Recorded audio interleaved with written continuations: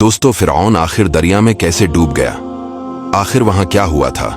फिरौन और उसके कौम के लोग तरह तरह के गुनाहों में मुब्तला थे, जैसे खुदाई का दावा करना, जादू करना और उसे सीखना सिखाना, लोगों से जबरदस्ती काम करवाना और बहुत से ऐसे काम थे जिनको वो अंजाम देते थे।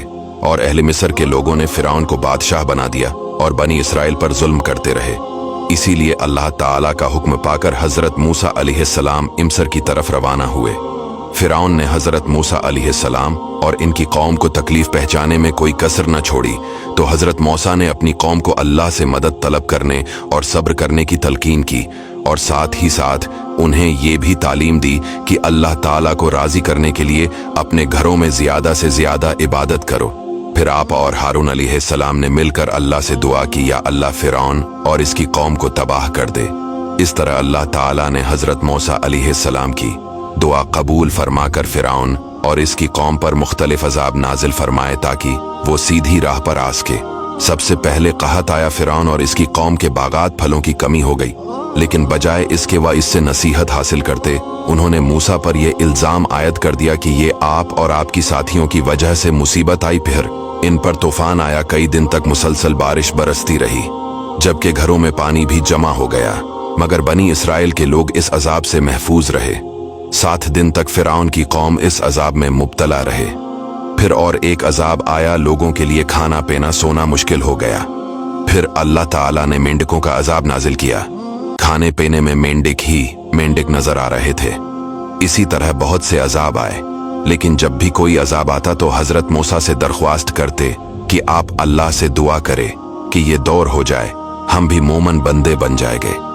मगर जब हजरत मूसा की दुआ से अजाब टल जाता तो ये लोग फिर सरकशी करने लगते। मगर दूसरी तरफ फिरौन का जुल्म हद से बढ़ गया। अल्लाह ताला ने हजरत मूसा को हुक्म दिया कि बनी इसराइल से निकल जाओ। अल्लाह ताला के हुक्म के मुताबिक हजरत मूसा रातों रात मिस्र से निकल गए।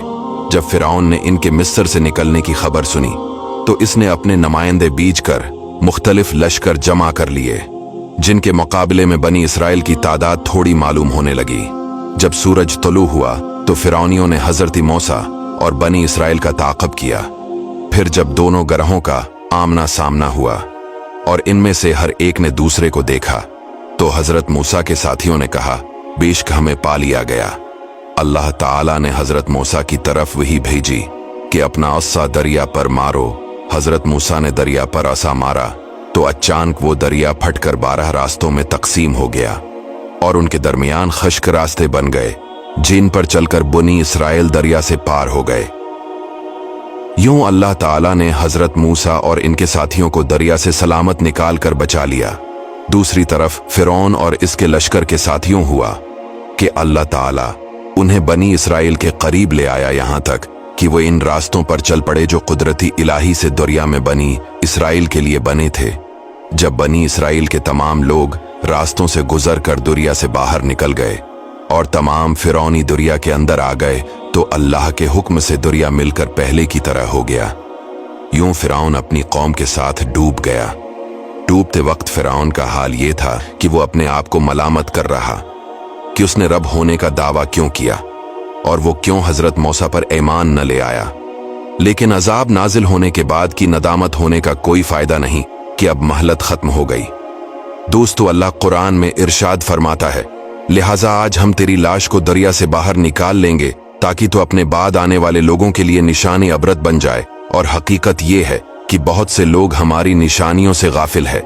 दोस्तों, फिरौन की लाश आज भी मौजूद है और काहिरा के म्यूजियम में लोगों के लिए इबरत की निशानी के तौर पर मौजूद है। दोस्तों, इस वीडियो को शेयर जरूर कीजिएगा।